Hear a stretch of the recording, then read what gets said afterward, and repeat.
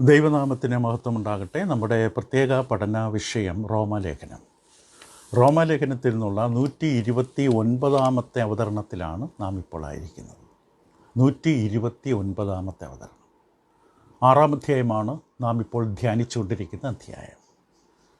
6-7 അധ്യായങ്ങൾ ഒരു ദൈവ പൈതലിൻ്റെ വിശുദ്ധീകരണ ജീവിതത്തെ പരാമർശിച്ചുകൊണ്ടുള്ളതാണെന്ന് നാം ഇതിനകം തന്നെ മനസ്സിലാക്കി. വീണ്ടെടുക്കപ്പെട്ട, നീതീകരിക്കപ്പെട്ട ഓരോ ദൈവ പൈതലും വിശുദ്ധീകരണ ജീവിതമാണ് ജീവിക്കേണ്ടത്. ഇപ്പോൾ നാം 6-ാം അധ്യായത്തിൻ്റെ 15 മുതൽ 23 വരെയുള്ള വേദഭാഗത്തിൻ്റെ വിശദമായ ചിന്തകളിലേക്ക് കടക്കുകയാണ്. റോമലേഖനം 6-ാം അധ്യായത്തിൻ്റെ 15 മുതൽ 23 വരെ. ഈ പഠനത്തിൽ നാം കൊടുത്തിരിക്കുന്ന തലക്കെട്ട് പുതിയ നടത്തിപ്പിന് കീഴിൽ, അല്ലെങ്കിൽ പുതിയ ഭരണത്തിന് കീഴിൽ. നാം പലപ്പോഴും നമ്മുടെ രാജ്യങ്ങൾ, നമ്മുടെ സംസ്ഥാനങ്ങളിലാകട്ടെ, ജില്ലകളിലാകട്ടെ, നാം പലപ്പോഴും പല സ്ഥാപനങ്ങളുടെ മേലും കെട്ടിടങ്ങളിലും ഹോട്ടലുകളുടെയും മുമ്പിൽ ഒരു ചെറിയ ബോർഡ് കാണാറുണ്ട്. പുതിയ ഭരണത്തിന് കീഴിൽ, പുതിയ നടത്തിപ്പിന് കീഴിൽ. ഈ ചൂണ്ടുപലകയിലൂടെ വ്യക്തമാക്കുന്നത് പുതിയ ഉടമസ്ഥനാണ് ഈ സ്ഥാപനം ഇപ്പോൾ ഏറ്റെടുത്തിരിക്കുന്നത്. അപ്പം അത് മറ്റ് ചിലതുകൂടി പറയുകയാണ്. പുതിയ ഭരണത്തിന്, പുതിയ നിർവഹണത്തിന് കീഴിലായതുകൊണ്ട് നിങ്ങൾക്ക് പഴയതിൽ നിന്നും കൂടുതൽ പ്രതീക്ഷിക്കാം. കൂടുതൽ മേന്മയുള്ള ഉൽപ്പന്നങ്ങൾ, കൂടുതൽ നല്ല സേവനം നിങ്ങൾക്ക് പ്രതീക്ഷിക്കാം. കാരണം ഇത് പുതിയ ഭരണത്തിന് കീഴിലാണ്. റോമലേഖനം 6-ാം അധ്യായത്തിൻ്റെ 15 മുതൽ 23 വരെ ദൈവത്തിൻ്റെ ആത്മാവ് പൗലോസിലൂടെ നമ്മോട് പറയുന്നതും ഇതാണ്. നമ്മുടെ ജീവിതത്തിൻ്റെ മേൽ ഈ ചൂണ്ടുപലക ഇട്ടിരിക്കുകയാണ്. വീണ്ടെടുക്കപ്പെട്ടൊരു ദൈവവൈദ്യൻ്റെ മേൽ പുതിയ ഭരണത്തിന് കീഴിൽ, പുതിയ നടത്തിപ്പിൻ, പുതിയ നിർവഹണത്തിന് കീഴിൽ. ഇതാണ് ദൈവം നമ്മെക്കുറിച്ച് കാണാൻ ആഗ്രഹിക്കുന്നത്. കഴിഞ്ഞ കാലങ്ങളിൽ സാത്താനും പാപവും നമ്മെ ഭരിച്ചു, നമ്മെ നടത്തി. പക്ഷേ 1 കൊരിന്ത്യർ 6-ാം അധ്യായത്തിൻ്റെ 20-ാം വാക്യപ്രകാരം കർത്താവ് യേശു ക്രിസ്തു തൻ്റെ രക്തത്താൽ നമ്മളെ വീണ്ടെടുത്തു. ആകയാൽ നിങ്ങളുടെ ശരീരം കൊണ്ട് ദൈവത്തെ മഹത്വപ്പെടുത്തുവിൻ. ദൈവം നമ്മെ വീണ്ടെടുത്തു. ക്രിസ്തു തൻ്റെ രക്തം നൽകി നമ്മളെ വീണ്ടെടുത്തു. നമ്മുടെ ജീവൻ്റെ വിലയായി തൻ്റെ രക്തം നൽകിയാണ് ക്രിസ്തു നമ്മെ സ്വന്തമാക്കിയത്. അപ്പോൾ നാം ഒരു പുതിയ ഭരണത്തിൻ്റെ കീഴിൽ, പുതിയ നടത്തിപ്പിൻ്റെ കീഴിൽ വന്നു. അപ്പോൾ നാം വീണ്ടെടുക്കപ്പെട്ടു. ഇപ്പോൾ ഒരു ദൈവീകമായ ഒരു ഭരണം നമ്മുടെ മേലുണ്ട്. ഇത് നമ്മുടെ ജീവിതത്തെ സ്വാധീനിക്കണം. ഈ പുതിയ ഭരണം, പുതിയ നടത്തിപ്പ് നമ്മുടെ ജീവിതത്തെ, പെരുമാറ്റത്തെ സ്വാധീനിക്കണം. ദൈവം അതുകൊണ്ട് നമ്മിൽ നിന്ന്, ഇതുവരെ ജീവിച്ച ജീവിതത്തിൽ നിന്നും വ്യത്യസ്തമായിട്ടുള്ളതാണ് ഇനി നമ്മുടെ ജീവിതത്തിൽ നിന്ന് ദൈവം പ്രതീക്ഷിക്കുന്നത്. നാം പുതിയ ഭരണത്തിന് കീഴിലാണ്, ഓരോ ദൈവ പൈതലും. നമ്മൾ 6-ാം അധ്യായത്തിൻ്റെ 14-ാം വാക്യം പഠിച്ചപ്പോൾ അതിപ്രകാരമാണ് ആ വാക്യം നമ്മൾ പറഞ്ഞ് അവസാനിപ്പിച്ചത്. നിങ്ങൾ ന്യായപ്രമാണത്തിനല്ല കൃപയ്ക്കത്രേ അധീനരാകിയാൽ പാപം നിങ്ങളിൽ കർത്തൃത്വം നടത്തുകയില്ലല്ലോ. വളരെ വ്യക്തമായി നാം കണ്ടു, നാം ഒരു നിയമവ്യവസ്ഥയുടെ കീഴിലല്ല, കൃപ എന്ന വ്യവസ്ഥയുടെ കീഴിലാണ്. നിയമവ്യവസ്ഥ എന്ന് പറഞ്ഞാൽ ദൈവത്തിൻ്റെ ന്യായപ്രമാണം, നിയമം തികവോടെ അനുസരിക്കുന്ന ഒരവസ്ഥ, അങ്ങനെ അനുസരിച്ചുകൊണ്ട് രക്ഷ സ്വന്തമാക്കുന്ന ഒരവസ്ഥ. അതിൻ്റെ കീഴിലല്ല നാം. അങ്ങനെ ഒരു വ്യവസ്ഥ ദൈവം നമുക്ക് തന്നിട്ടില്ല. ദൈവം ഇപ്പോൾ ക്രിസ്തുവിൽ വന്നവർ കൃപയുടെ കീഴിലാണ്. ഇന്ന് രക്ഷ ദാനമാണ്, നമ്മുടെ അധ്വാന ഫലമായി ലഭിച്ചതല്ല, കൃപാദാനമാണ്. കർത്താവ് യേശു ക്രിസ്തുവിലൂടെയുള്ള കൃപാദാനമാണ് രക്ഷ. ഇപ്പോൾ പൗലോസ് ഈ വാക്കുകൾ ഉപയോഗിക്കുമ്പോൾ, ഈ കാര്യങ്ങൾ പറയുമ്പോൾ ചിലർ പ്രതിഷേധിച്ച്, തർക്കിച്ചു. 15-ാം വാക്യത്തിൽ എന്നാൽ എന്ത്? ന്യായപ്രമാണത്തിനല്ല കൃപയ്ക്കത്രേ അധീനരാകിയാൽ നാം പാപം ചെയ്യുകയെന്നോ? അപ്പോൾ നമ്മൾ കൃപയുടെ കീഴിലായതുകൊണ്ട് നമുക്കിനി ധൈര്യമായി, സ്വതന്ത്രമായി പാപം ചെയ്യാമെന്നാണോ?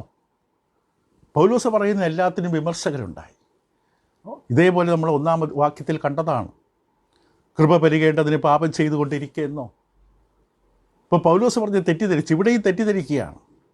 ന്യായപ്രമാണത്തിനല്ല, നാം കൃപയ്ക്കത്രേ അധീനരാണ് എന്ന് പൗലോസ് പറഞ്ഞത് കേട്ടപ്പോൾ അതിനെ വീണ്ടും എതിർക്കുകയാണ്. അപ്പോൾ അവർ ചിന്തിച്ചത്, നാം ഇപ്പോൾ ന്യായപ്രമാണ വ്യവസ്ഥയുടെ കീഴിലല്ലാത്തതുകൊണ്ട് നമുക്ക് എങ്ങനെയും ഇഷ്ടം പോലെ ജീവിക്കാനുള്ള സ്വാതന്ത്ര്യമുണ്ട് എന്ന ധാരണയിലാണ് അവർ ചിന്തിച്ചത്, വ്യാഖ്യാനിച്ചത് പൗലോസിൻ്റെ വാക്കുകൾ. പൗലോസ് അതിനോട് പ്രതികരിക്കുന്നത് എങ്ങനെയാണ്? ഒരു നാളും അരുത്, ശക്തമായ പ്രതിഷേധ സ്വരം. 1-ാം വാക്യത്തിലെ ചോദ്യത്തിന് ഇതേപോലെ തന്നെയാണ് മറുപടി പറഞ്ഞു. ഒരു നാളും അരുത്, അങ്ങനെ ചിന്തിക്കരുത്. ന്യായപ്രമാണത്തിനല്ല കൃപയ്ക്കത്രേ അധീനനാകുന്നു പറഞ്ഞുകൊണ്ട് പാപം ചെയ്യാനുള്ള സ്വാതന്ത്ര്യമുണ്ടെന്നല്ല, നമുക്കിഷ്ടം പോലെ ജീവിക്കാമെന്നല്ല. പൗലോസ് അങ്ങനെയല്ല ഉദ്ദേശിച്ചതെന്ന് വ്യക്തമായി പറയുകയാണ്. ഒരു നാളും അരുത്. ഇപ്പോൾ ചില എഴുത്തുകാർ ചിന്തിക്കുന്നത് 1-ാം വാക്യവും 15-ാം വാക്യവും തമ്മിൽ ഒരു ചെറിയ നേരിയ വ്യത്യാസമുണ്ട്. 1-ാം വാക്യത്തിൽ പറഞ്ഞു പാപം ചെയ്തുകൊണ്ടിരിക്കുകയെന്നോ, 15-ാം വാക്യത്തിൽ എന്ത് പറഞ്ഞു? നാം പാപം ചെയ്യുകയെന്നോ. ഇപ്പോൾ തമ്മിൽ ചെറിയ വ്യത്യാസം മാത്രമേ ഉള്ളൂ എന്ന് പറയാറുണ്ട്. ഒന്നിൽ പാപം ചെയ്തുകൊണ്ടിരിക്കുക 1-ാം വാക്യം, 15-ാം വാക്യത്തിൽ പാപം ചെയ്യാമോ. അപ്പോൾ നാം പാപമെന്ന ജീവിതശൈലി, പാപകരമായ ജീവിതശൈലിയിൽ തുടരാൻ കഴിയുമോ, അതോ വല്ലപ്പോഴുമൊക്കെ പാപം ചെയ്യാമോ എന്നാണ് രണ്ട് ചോദ്യങ്ങളും എന്ന് ചേർത്തിരിക്കുന്നു. വ്യത്യാസം എന്തു തന്നെയായാലും, ഭാഷകളുടെ പ്രയോഗത്തിൻ്റെ വ്യത്യാസം എന്തു തന്നെയായാലും, പൗലോസ് ദൈവമക്കൾ അറിയണമെന്ന് ആഗ്രഹിക്കുന്നത് പാപം ചെയ്യുക എന്നുള്ളത് ക്രിസ്തീയ ജീവിതശൈലിക്ക് ചേരാത്ത ഒന്നാണ്. പാപം ചെയ്യുക, പാപത്തിൽ തുടരുക ഒരു ദൈവവൈതലിനെ സംബന്ധിച്ച് ചേർച്ചയില്ലാത്ത, ചേരാത്ത ഒരു രീതിയാണ്. അപ്പോൾ കൃപയുടെ കീഴിലാണ് എന്ന ഒഴിവ് പറഞ്ഞുകൊണ്ട് പാപം ചെയ്യുമ്പോൾ വാസ്തവത്തിൽ ഒരു എഴുത്തുകാരൻ പറഞ്ഞത്, കൃപയുടെ കീഴിലാണെന്ന ന്യായം പറഞ്ഞ് പാപത്തിൽ തുടരുന്ന വ്യക്തി ശരിക്കും കൃപയുടെ കീഴിലല്ല. ശരിക്കും കൃപയുടെ കീഴിലാണ് എങ്കിൽ അങ്ങനെ പറയില്ല. യഥാർത്ഥത്തിൽ ദൈവകൃപ അനുഭവിക്കുന്ന ഒരാൾ പാപം ചെയ്തുകൊണ്ടിരിക്കാം, പാപം നമുക്ക് ഇഷ്ടം പോലെ ഇനി സ്വതന്ത്രമായി ചെയ്യാം എന്നൊരിക്കലും പറയില്ല. ശരിക്കും കൃപ എന്തെന്ന് അനുഭവിച്ചിട്ടില്ല. നാം ഇതിനകം പറഞ്ഞു, റോമലേഖനം 6-7 അധ്യായങ്ങൾ പൗലോസ് വളരെയധികം കാരണങ്ങൾ നിരത്തുന്നുണ്ട് എന്തുകൊണ്ട് ദൈവമക്കൾ പാപം ചെയ്യരുത്. പാപം ചെയ്യരുതെന്ന് എന്തുകൊണ്ട് പറഞ്ഞു? പാപം ചെയ്യാൻ കഴിവില്ലാത്തതുകൊണ്ടല്ല, എന്തുകൊണ്ട് പാപം ചെയ്യരുത്. ഒരു തീരുമാനം ദൈവമക്കൾ എടുക്കുന്നു, ഞാൻ പാപം ചെയ്യില്ല, പാപത്തിൻ്റെ വഴിയിൽ നിന്ന് വിട്ടു നടക്കും, പാപത്തിൻ്റെ ആകർഷണം, പ്രലോഭനങ്ങൾ അതിൽ നിന്ന് ഞാൻ മാറി നടക്കും. എന്തുകൊണ്ടങ്ങനെ ചെയ്യണമെന്ന് വ്യക്തമായി പൗലോസ് പഠിപ്പിച്ചു. 6-ാം അധ്യായം 1 മുതൽ 14 വരെ കണ്ടു. നാം പാപസംബന്ധമായി മരിച്ചവരാണ്. ക്രിസ്തുവിനോട് ചേർന്നതിലൂടെ, ക്രിസ്തുവിൻ്റെ മരണത്തിൽ പങ്കാളിയതിലൂടെ പാപസ്വഭാവത്തോട് നാമും വിലക്ക് പറഞ്ഞു. പാപസംബന്ധമായി നാം മരിച്ചു. അപ്പോൾ അങ്ങനെ പാപസംബന്ധമായി മരിച്ച ഒരാൾക്ക് എങ്ങനെ ആ പാപത്തിൽ നിന്ന് സ്വാതന്ത്ര്യം പ്രാപിച്ച, പാപത്തിൻ്റെ അടിമത്തത്തിൽ നിന്ന് സ്വാതന്ത്ര്യം പ്രാപിച്ച ഒരു വ്യക്തിക്ക് എങ്ങനെ പാപത്തിൽ തുടരാൻ കഴിയും? അത് റോമലേഖനം 6-7, 9, 14 വാക്യങ്ങൾ ആവർത്തിച്ചു. അപ്പോൾ ഈ 15 മുതൽ 23 വരെയുള്ള വേദഭാഗത്തിൽ പൗലോസ് അപ്പോസ്തലൻ വളരെ വീണ്ടും ആവർത്തിക്കുന്നു, വിശദമാക്കുന്നു ഈ അടിമത്തം, പാപത്തിൻ്റെ അടിമത്തം എന്ന വിഷയം ഒന്നുകൂടെ ആവർത്തിക്കുകയാണ്. പാപം ചെയ്തപ്പോൾ നാം പാപത്തിൻ്റെ അടിമയായിരുന്നു, സ്വാതന്ത്ര്യമില്ല. അപ്പോൾ പാപമാണ് നമ്മെ നയിച്ചത്, നടത്തിയത്, പാപത്തിൻ്റെ അടിമ. ഇപ്പോൾ പൗലോസിൻ്റെ അടിസ്ഥാന വാദമെന്ന് പറയുന്നത് നാം പാപത്തെ സേവിക്കേണ്ട കാര്യമില്ല, കാരണം നാം പാപത്തിൻ്റെ അടിമയല്ല. ഒരു പാപത്തിൻ്റെ ദാസവൃത്തി ചെയ്യേണ്ട കാര്യം നമുക്കില്ല. നാം ഇനി പാപത്തിൻ്റെ അടിമയല്ല, നാം ഇന്ന് ദൈവത്തിൻ്റെ ദാസന്മാരാണ്, ഒരു വിധത്തിൽ ദൈവത്തിൻ്റെ അടിമയാണ്. അതാണ് നമ്മുടെ തലക്കെട്ട് പറഞ്ഞൊരു പുതിയ ഭരണത്തിൻ്റെ കീഴിലാണ്, പുതിയ നടത്തിപ്പിൻ്റെ കീഴിലാണ്. പഴയ ഉടമസ്ഥനെ മാറ്റി പുതിയ ഉടമസ്ഥനാണ് ഏറ്റെടുത്തിരിക്കുന്നത്. ഇപ്പോൾ 16-ാം വാക്യത്തിൽ തെളിയിക്കപ്പെട്ട ഒരു ഉപസംഹാരം അവതരിപ്പിക്കും, വളരെ പ്രധാനമാണ്. അപ്പോൾ നാം പാപം ചെയ്യുകയെന്നോ ഒരു നാളും അരുത്, നിങ്ങൾ ദാസന്മാരായി അനുസരിപ്പാൻ നിങ്ങളെ തന്നെ സമർപ്പിക്കുകയും നിങ്ങൾ അനുസരിച്ച് പോരുകയും ചെയ്യുന്നവന് ദാസന്മാർ ആകുന്നുവെന്ന് അറിയുന്നില്ലയോ. നിങ്ങൾ 2 തരം ദാസവൃത്തി പറയും. ഒന്നുകിൽ മരണത്തിനായി പാപത്തിൻ്റെ ദാസന്മാർ, അല്ലെങ്കിൽ നീതിക്കായി അനുസരണത്തിൻ്റെ ദാസന്മാർ തന്നെ. ഇപ്പോൾ പൗലോസ് ആരംഭിച്ചു വളരെ തെളിയിക്കപ്പെട്ടൊരു ഉപസംഹാരം, ഒരു സത്യമാണിത്. നിങ്ങൾ ദാസന്മാരായി അനുസരിപ്പാൻ നിങ്ങളെ തന്നെ സമർപ്പിക്കുക. അതുകൊണ്ടാണ് എപ്പോഴും പറയുന്നത് ഹൃദയപൂർവ്വം, മനഃപൂർവ്വം വേണം വചനമനുസരിക്കാൻ. നമ്മളോട് ദൈവം സംസാരിക്കുന്ന മനഃപൂർവ്വമായിട്ട്, ആഗ്രഹത്തോടെ, വ്യക്തിപരമായ ആഴമേറിയ വ്യക്തിപരമായ താല്പര്യത്തോടെ വേണം അതിന് കീഴ്പ്പെടാൻ. മറ്റാരും നിർബന്ധിച്ച് ഒരിക്കലും സ്നാനമേൽക്കരുത്. വ്യക്തിപരമായ ഒരു താല്പര്യം, ആഗ്രഹമുണ്ടാകണം. അപ്പോൾ അനുസരിപ്പാൻ നിങ്ങളെ തന്നെ സമർപ്പിക്കുകയും നിങ്ങൾ അനുസരിച്ച് പോരുകയും ചെയ്യുന്നവന് ദാസന്മാരാകുന്നു എന്നറിയില്ല. അപ്പോൾ 1-ാം നൂറ്റാണ്ടിൽ പൗലോസ് ആർക്കാണ് ഇത് എഴുതുന്നത്, ആ ജനത്തിന് ഇത് വളരെ പെട്ടെന്ന് മനസ്സിലാകും. കാരണം ദാസവൃത്തി, അടിമവേല നിലനിൽക്കുന്ന ഒരു സമ്പ്രദായം ആ കാലഘട്ടമാണ്. അടിമകളെ സംബന്ധിച്ച് റോമൻ സാമ്രാജ്യത്തിൽ, റോമിലും ജനസംഖ്യയിൽ വലിയൊരു ശതമാനം അടിമകളാണ്. അതുകൊണ്ട് പൗലോസ് ആർക്ക് വേണ്ടി എഴുതുന്നത്, അവർ ഒരു പക്ഷേ ചിലപ്പോൾ നിയമപരമായി സ്വതന്ത്രരാകാം, രാഷ്ട്രീയപരമായി സ്വതന്ത്രരാകാം. പക്ഷേ പൗലോസ് അവരോട് പറയുന്ന ഈ ലോമ ലേഖനമാർക്ക് വേണ്ടി എഴുതിയോ അവരോട് പറയും, നിങ്ങൾ ആത്മീകമായി നിങ്ങളൊരു അടിമയാണ്. ആത്മീകമായി നിങ്ങൾ അടിമയാണ്, ദാസനാണ്. എന്തിൻ്റെയോ അടിമയാണ് നിങ്ങൾ. നമ്മളും അത് കേൾക്കണം. നാമും പലതിൻ്റെയും അടിമയാകാം.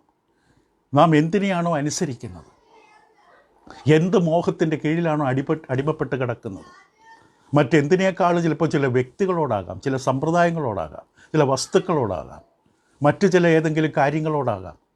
നമുക്ക് വല്ലാത്ത താല്പര്യവും ദാഹവും മോഹവും എല്ലാം കൊണ്ടു നടക്കുമ്പോൾ നാം അതിൻ്റെ അടിമയാണ്. അത് നമ്മെ പിടിച്ചടക്കി വെച്ചിരിക്കുകയാണ്. ചിലപ്പോൾ ദ്രവ്യാഗ്രഹമാകാം, വസ്തുക്കളാകാം, വസ്ത്രമാകാം, വാഹനങ്ങളാകാം, മറ്റെന്തെങ്കിലും ആകാം. നമ്മുടെ ഉള്ളിൽ ഏറ്റവും അധികമായി നമ്മളെ സ്വാധീനിക്കുന്ന വിഷയം, നാം അതിൻ്റെ അടിമയാണ്. ഇപ്പോൾ പൗലോസ് പറയുന്നത് ഈ അടിമത്തം രണ്ടവസ്ഥയിലാണ്. ഒന്നുകിൽ മരണത്തിനായി പാപത്തിൻ്റെ ദാസന്മാർ, അല്ലെങ്കിൽ നീതിക്കായി അനുസരണദാസന്മാർ. ഇപ്പോൾ ഏതെങ്കിലും ഒന്നിൻ്റെ ദാസനാണ് മനുഷ്യൻ, ഏതെങ്കിലും ഒന്നിൻ്റെ അടിമയാണ് മനുഷ്യൻ. അത് മനുഷ്യൻ തീരുമാനിക്കണം. പാപത്തിൻ്റെ ദാസനാകണോ, ദൈവത്തിൻ്റെ ദാസനാകണോ? അത് വളരെ വ്യക്തമായിട്ട് 16-ാം വാക്യത്തിൻ്റെ അവസാനം കാണാം. ഒന്നുകിൽ മരണത്തിൻ്റെ ദാസന്മാർ, മരണത്തിനായി പാപത്തിൻ്റെ ദാസന്മാർ, അല്ലെങ്കിൽ നീതിക്കായി അനുസരണത്തിൻ്റെ ദാസന്മാർ. ഒരു വ്യക്തിയുടെ തീരുമാനം ആർക്ക് ദാസനാകണമെന്ന് വ്യക്തി തീരുമാനിക്കുന്നതാണ്. അത് പ്രധാനമായും രണ്ട് ഉത്തരത്തിലേക്കാണ്, രണ്ടവസ്ഥകളിലേക്കാണ് കൊണ്ടുവരുന്നത്. ഒന്ന്, തൻ്റെ മോഹങ്ങൾക്ക് കീഴ്പ്പെട്ട് മോഹങ്ങൾക്ക് വേണ്ടി തന്നെ ഏൽപ്പിച്ചു കൊടുത്ത് പാപത്തിൻ്റെ ദാസനായി ജീവിതം തകർത്ത് കളയാം. രണ്ടാമത്, ദൈവത്തെ അനുസരിച്ച് ദൈവം യജമാനനും കർത്താവുമായി സ്വീകരിച്ച് ദൈവദാസനായിട്ട് ജീവിക്കാം. ഏത് വിശ്വാസിക്കും രണ്ടിലൊന്ന് ഒരു വ്യക്തി തീരുമാനിക്കണം. ദൈവം നിർബന്ധിച്ചാരെയും ചെയ്യിപ്പിക്കുന്നില്ല, നിർബന്ധിച്ചാരെയും തൻ്റെ ദാസനാക്കുന്നില്ല. ആ വ്യക്തി ദൈവത്തെ യജമാനനായി സ്വീകരിച്ച് ദൈവത്തിൻ്റെ കൽപ്പന അനുസരിക്കുമ്പോൾ ആ വ്യക്തി ദൈവത്തിൻ്റെ കർത്താവിൻ്റെ ദാസനാകും. മറുവശത്ത് പാപത്തിൻ്റെ മോഹങ്ങൾ ആഗ്രഹിച്ച് അതിന് ഇഷ്ടപ്പെട്ട് അതിനുവേണ്ടി ജീവിച്ച് അതിനുവേണ്ടി സമർപ്പിക്കുമ്പോൾ പാപത്തിൻ്റെ ദാസനാകും. ഒരുപക്ഷെ പെട്ടെന്ന് നമ്മൾ പ്രതിഷേധിക്കും, അയ്യോ ഞാൻ ആരുടെ ദാസനൊന്നുമല്ല, ഞങ്ങളുടെ രാജ്യം തന്നെ സ്വാതന്ത്ര്യം പ്രാപിച്ചത് എത്രയോ വർഷമായി, ഞാൻ ആരുടെ അടിമയല്ല, ഞാൻ സ്വതന്ത്രനാണ്. യഹൂദന്മാർ ഇതേ അവകാശവാദം പറഞ്ഞു ക്രിസ്തുവിനോട്. കർത്താവ് യേശു സംസാരിച്ചപ്പോൾ യോഹന്നാൻ്റെ സുവിശേഷം 8-ാം അധ്യായം അതിൻ്റെ 33-ാം വാക്യത്തിൽ ഇങ്ങനെ നമുക്ക് കാണുവാൻ സാധിക്കും. യോഹന്നാൻ 8 32 മുതൽ വായിക്കാം. സത്യമറിയുകയും സത്യം നിങ്ങളെ സ്വതന്ത്രരാക്കുകയും ചെയ്യുമെന്ന് പറഞ്ഞപ്പോൾ, സത്യം നിങ്ങളെ സ്വതന്ത്രരാക്കുമെന്ന് പറഞ്ഞപ്പോൾ ഉടൻ തന്നെ അവർ പ്രതികരിച്ചു. 33 യോഹന്നാൻ 8-ാം അധ്യായം. അവർ അവനോട്, അത് യഹൂദന്മാർ യേശുവിനോട്, ഞങ്ങൾ അബ്രഹാമിൻ്റെ സന്തതി ആർക്കും ഒരു നാളും ദാസന്മാരായിരുന്നിട്ടില്ല, നിങ്ങൾ സ്വതന്ത്രന്മാർ ആകുമെന്ന് നീ പറയുന്നത് എങ്ങനെയെന്ന് ഉത്തരം പറഞ്ഞു. ഒരു തർക്കിച്ചു, ഞങ്ങൾ ആരുടെ ദാസന്മാരല്ല, ഞങ്ങൾ അബ്രഹാമിൻ്റെ സന്തതിയാണ്. പിന്നെ എങ്ങനെയാണ് ഞങ്ങളുടെ സ്വാതന്ത്ര്യം എന്ന് പറയുന്നത്? ഞങ്ങളുടെ അടിമകളല്ലല്ലോ. കർത്താവ് മറുപടി പറഞ്ഞു 34-ാം വാക്യം. അതിന് യേശു, ആമേൻ ആമേൻ ഞാൻ നിങ്ങളോട് പറയുന്നു, പാപം ചെയ്യുന്നവനെല്ലാം പാപത്തിൻ്റെ ദാസനാണ്. പാപം ചെയ്യുന്നവനെല്ലാം പാപത്തിൻ്റെ ദാസനാണ്. അഭക്തിയിലും അനീതിയിലും ദുഷ്ടതയിലും ജീവിക്കുന്ന മനുഷ്യർക്ക് ഒരിക്കലും അവർ സമ്മതിച്ചു തരില്ല. അവർക്ക് അറിവില്ല, അവരെ അടിമത്തത്തിലാണ്. അവരുടെ ദേഹം മുഴുവൻ വരിഞ്ഞു മുറുങ്ങിക്കിടക്കുന്നൊരു വള്ളിയുണ്ടെന്ന് അവരൊരിക്കലും സമ്മതിച്ചില്ല. ഒരു കാർട്ടൂൺ ചിത്രം ഓർമ്മിക്കുകയാണ്. ഒരു കാർട്ടൂൺ ഇപ്രകാരമാണ്. ഒരു എലി രാത്രി ഇര തേടി എലി ഓടുമ്പോൾ ഒരു എലിക്കെണിയിലകപ്പെടും. എലിക്കെണിയിൽ വെച്ചതായ തേങ്ങയോ മറ്റെന്തെങ്കിലും ആഹാര വസ്തുവിലോ ആകർഷിക്കപ്പെട്ട് എൻ്റെ മണമടിച്ച് എലി ചെന്ന് എലിക്കെണിയിലകപ്പെടും. അവിടെ കിടന്നുകൊണ്ട് എലി പറഞ്ഞു, എനിക്കൊരു കെണി കിട്ടി എന്ന് എലി പറഞ്ഞു. ഇതൊരു കാർട്ടൂണാണ്. അവിടെ എലിപ്പെട്ടി അല്ലെങ്കിൽ എലിക്കെണി പറഞ്ഞത് അല്ലല്ല, എനിക്കൊരു എലിയെ കിട്ടി. എലി പറഞ്ഞു എനിക്കൊരു എലിക്കെണി കിട്ടി. എലിക്കെണി പറഞ്ഞു എനിക്കൊരു എലിയെ കിട്ടി. ആ കാർട്ടൂണിൽ എഴുതിയിരിക്കുന്നത് എങ്ങനെയാണ്? എലിക്കെണിയുടെ അടിയിൽ പാപമെന്നും എലിയെ പാപിയെന്നും പറഞ്ഞു. അപ്പം പാപത്തിന് പാപിയെ കിട്ടി, പാപിക്ക് പാപത്തെ കിട്ടി. രണ്ടും ഒന്ന് തന്നെയാണ്. നിങ്ങളും ഞാനും ദാസന്മാരാണ്, സമ്മതിച്ചാലും ഇല്ലെങ്കിലും. അടിമ എന്ന വാക്കൊരു പക്ഷെ നമുക്ക് ചിലപ്പോൾ പ്രയാസമുണ്ടാകും. ശരിക്കും വാക്കതാണ് അടിമ, ഡുലോസ് എന്ന യവന വാക്ക്. നിങ്ങൾ ഞാൻ അടിമകളാണ്. പക്ഷെ ചോദ്യം ആരുടെ അടിമ എന്നുള്ളതാണ്. 16 വാക്യപ്രകാരം നമുക്ക് പാപത്തിൻ്റെ അടിമയായി ജീവിക്കാം. അവസാനം എന്ത് കിട്ടും? പാപത്തിൻ്റെ അടിമയായി ജീവിച്ചാൽ മരണം. പാപത്തിൻ്റെ അടിമയ്ക്കുള്ള പ്രതിഫലം റോമലേഖനം 6-16 ഒന്നിൽ മരണത്തിനായി പാപത്തിൻ്റെ ദാസങ്ങളാണ്. പാപത്തിൻ്റെ അടിമയാണെങ്കിൽ ചെല്ലാൻ പോകുന്നത് ആത്മീക മരണത്തിലാണ്, ആത്മീക മരണം. നേരെ വച്ച് ദൈവത്തിൻ്റെ അടിമയാണെങ്കിൽ നമ്മൾ അനുഗ്രഹിക്കപ്പെടും നീതിയുടെ ജീവിതം, ദൈവത്തിൽ കയറി ചെന്ന് നിൽക്കുന്ന നീതീകരിക്കപ്പെട്ട അവസ്ഥ. അപ്പോൾ പാപം അല്ലെങ്കിൽ ദൈവം, ഇതിലേതെങ്കിലും ഒന്നിൻ്റെ അടിമയാണ് നിങ്ങളും ഞാനും. ഒരു കാര്യം വ്യക്തമാണ്, ക്രിസ്തു പറഞ്ഞു, 2 യജമാനന്മാരെ സേവിക്കാൻ ആർക്കും പറ്റില്ല. 2 യജമാനന്മാരെ ശുശ്രൂഷിക്കാൻ സേവിക്കാൻ ആർക്കും, 2 പേരുടെ ദാസനാകാൻ പറ്റില്ല. ഇന്ന് വിദേശത്ത് മറ്റു പോകുന്ന യുവാക്കളും മറ്റുള്ളവരും അവിടെ ചെല്ലുമ്പോൾ നിലനിൽക്കുവാൻ വേണ്ടി, ധനസമ്പാദനത്തിന് വേണ്ടി പല ജോലികൾ ചെയ്യുന്നവർ കാണും. 2-3 ജോലികൾ ചെയ്യും, മണിക്കൂറുകൾ മാറി മാറി. അപ്പോൾ അവർക്ക് 2-3 മുതലാളിമാരുണ്ട്, അവർക്ക് ജോലി കൊടുക്കുന്ന, അവർ കണക്ക് കൊടുക്കേണ്ട 2-3 മുതലാളികളുണ്ട്. പക്ഷെ ഒരു അടിമയെ സംബന്ധിച്ച് സാധിക്കില്ല. അടിമയുടെ സമയവും യജമാനൻ തീരുമാനിക്കും.